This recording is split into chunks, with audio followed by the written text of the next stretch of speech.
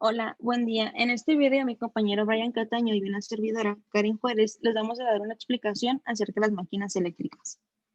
A lo largo de la historia, el ser humano ha estado creando cosas maravillosas para que cada vez la vida sea más fácil. Una máquina eléctrica es una de estas cosas, porque es un apoyo para la humanidad, ya que muchas cosas que utilizamos día con día están construidas con máquinas eléctricas, como son el refrigerador, el congelador, aspiradoras, ventiladores, licuadoras, etcétera, que son objetos que encontramos en nuestro hogar.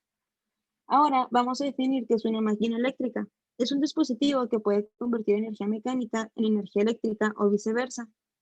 Cuando este dispositivo es utilizado para convertir energía mecánica a eléctrica, es un generador. Y cuando se convierte de energía eléctrica a mecánica, es un motor. Ya dicho esto, casi todos los generadores y motores convierten la energía de una a otra forma con ayuda de los campos magnéticos. Por lo regular, los motores tienen una placa de datos donde se especifican sus características. Ahí podemos encontrar el voltaje máximo de operación, al que se le llama voltaje dominante. También se puede encontrar la corriente nominal, también se puede encontrar la potencia máxima de salida. Aquí, cuando hablamos de potencia eléctrica, es un generador. Cuando es de potencia mecánica de salida, es un motor. También se encuentra la velocidad máxima segura. La energía eléctrica es una fuente de energía limpia y eficiente, la cual es fácil de transmitir a largas distancias. Además, la energía mecánica puede ser convertida en energía eléctrica en sitios lejanos y esta ser llevada hasta cualquier lugar, ya sea nuestra casa, una oficina, fábrica, hotel, restaurante o donde nosotros la requiramos. Los transformadores ayudan en este proceso reduciendo las pérdidas de energía. En las máquinas eléctricas, unas se mueven como motores y otras como generadores.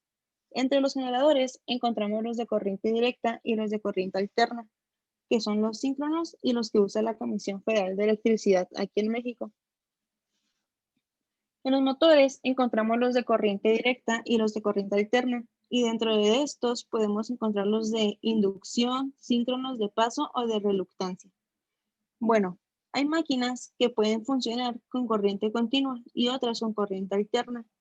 Y hay otras máquinas que no se mueven, que son estáticas. Estos son los transformadores, los cuales se pueden clasificar en monofásicos y trifásicos. Todas estas máquinas eléctricas funcionan con las leyes de Maxwell, la de Faraday, Ampere, Gauss eléctrica y Gauss magnética. La primera máquina eléctrica que vamos a mencionar son los generadores sincrónicos, también conocidos como alternadores. Esto se debe a que son capaces de cambiar la potencia mecánica en energía eléctrica. Significa que pueden transformar el movimiento en electricidad. En su interior tienen un rotor y un estator cubierto por finos hilos de cobre. El rotor se conoce como inductor, ya que induce un campo magnético sobre el estator, lo que lo convierte en el inducido. Este se estudia a partir de la ley de Faraday y nos indica que el flujo magnético variable que atraviesa un conductor produce una fuerza electromotriz. Aquí se toman en cuenta los siguientes pasos: que la velocidad de rotación se denota por su frecuencia. Esto se debe a que está sincronizada la velocidad de rotación con la frecuencia eléctrica, ya que si se aumenta la frecuencia eléctrica se estará aumentando la velocidad de rotación. Esta máquina genera un voltaje interno y un voltaje de salida que se denotará tensión de salida. Se conocen tres tipos de cargas en nuestro generador: las inductivas, capacitivas y las resistivas. Para conocer las resistivas nos agregaremos por el diagrama fasorial. Este nos indica que se encuentra en fase con su voltaje, así que el voltaje generado será un poco menor al voltaje entregado. Una carga inductiva, la corriente se encuentra en atraso con el voltaje, lo cual producirá una pérdida de voltaje en la salida comparada con la que se está generando en el interior de la máquina. Para la capacitiva, la corriente se encuentra en adelanto y genera un voltaje mucho mayor, ya que se están añadiendo reactivos a la red. Así como existe el generador de corriente alterna, está el de corriente directa. Este, al igual que el generador anterior, transforma la energía mecánica en energía eléctrica. El ejemplo más claro para este tipo de máquina es el dínamo. Este genera electricidad en corriente continua. El elemento inductor es el estator y el inducido el rotor. Un ejemplo podría ser la luz de la bici, que funciona a partir de los movimientos de los pedales. El estator es la parte fija del motor responsable del establecimiento del campo magnético.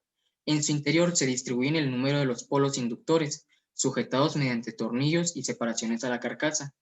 Se compone de un núcleo y expansiones, y alrededor de los polos se encuentran las bobinas que constituyen el devanado inductor. El rotor es la parte móvil de la máquina sincrónica, el cual proporciona el par para generar la carga. Este se forma a partir de unas bobinas inductivas que van arrolladas sobre el núcleo de hierro que recibe el nombre de inducido. Para el colector de gas son unas láminas de cobre aisladas entre sí que forman el colector, las cuales cubren a los extremos de las bobinas inducidas. Las escobillas de grafito están en contacto con el colector y proporcionan las corrientes a las bobinas, y como último en el entrehierro, que se encuentra en el rotor y el estator, es aquí donde el flujo magnético pasa de uno al otro para así generar la corriente. Cada día nosotros usamos dispositivos electrónicos y eléctricos y muchas veces estos requieren de un transformador, el cual es el componente que nos permite usar la electricidad de una manera más controlada. Estos hacen posible que en nuestra casa tengamos electricidad, la cual probablemente fue generada a muchos kilómetros de distancia.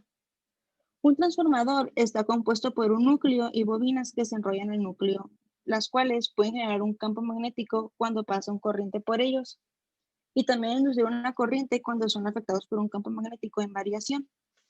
La función de esto anteriormente mencionado es que podemos reducir o aumentar el voltaje de salida dependiendo de cómo están construidas las bobinas. Además, estas reducen considerablemente las pérdidas de energía cuando transmitimos electricidad a largas distancias. Primero, voy a explicar por qué los transformadores funcionan con corriente alterna y no con directa. Bueno, esto se debe a la ley de Faraday, que nos dice que para que se induzca una corriente en un conductor, el campo magnético debe estar variando en el tiempo.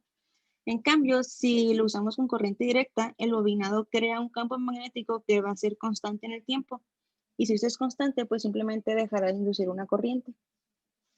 Los transformadores se clasifican en monofásico. Este es utilizado sobre todo en baja tensión. Consta de un par de bobinas, la cual es la primaria y la secundaria, además de su núcleo. Aquí tenemos la bobina primaria que está conectada a una fuente de alimentación y la secundaria que está conectada a un aparato.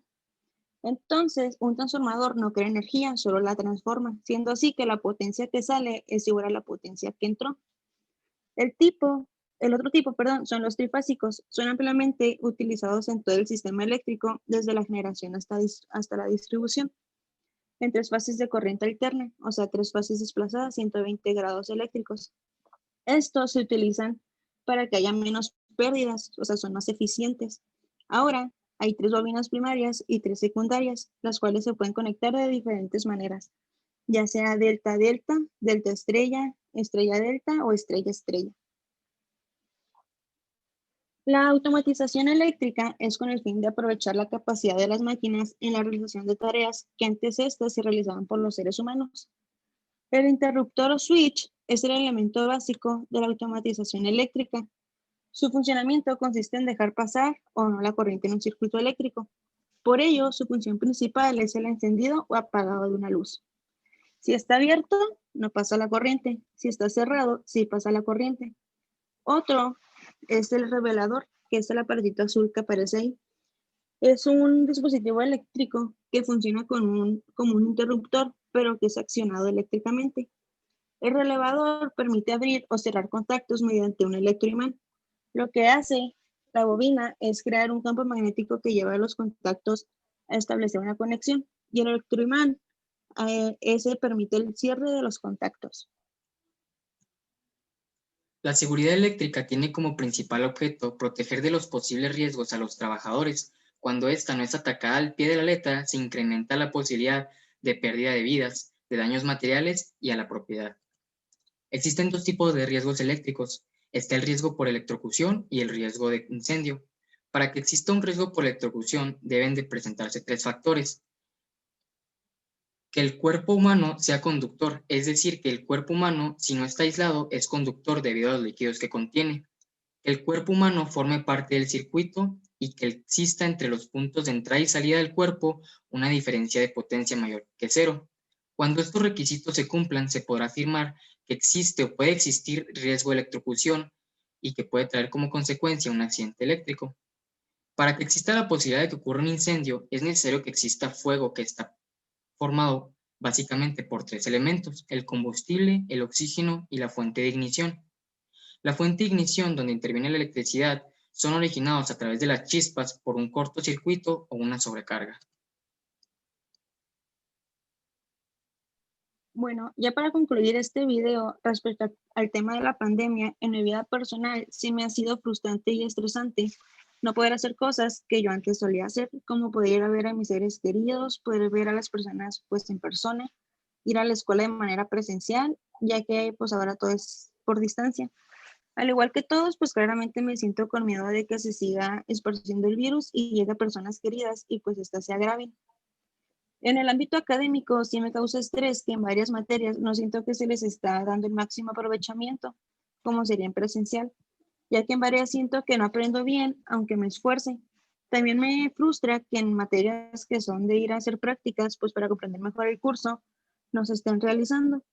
Pero pues dejando esto de lado, en el aspecto de si se me ha complicado o no entrar a mis clases, me siento bien porque no es algo por lo que me tenga que estresar. O sea, me refiero a que no batallo con tener conexión a internet, no se me va la luz y pues cosas así. Y en mi punto de vista, la pandemia ha traído consigo un sinfín de cambios en la vida como la conocemos. Esto implica directamente nuestros estudios y nuestro desempeño como estudiantes. En mi caso, me ha hecho darme cuenta que el ser un estudiante autodidacta es un plus en esta nueva vida que nos espera, pues aunque contemos con el apoyo de todos nuestros profes, el hacer o no hacer nuestras debidas tareas corresponde enteramente a nosotros. Creo que es normal tener algo de miedo a toda esta situación, pues nos afecta como sociedad, pero en lo personal creo que hay que tomar todo eso lo negativo de esta crisis y usarlo como motivación para enfrentar todo lo que venga en un futuro. Y pues esto sería todo por nuestra parte. Muchas gracias por ver pues, la presentación. Gracias.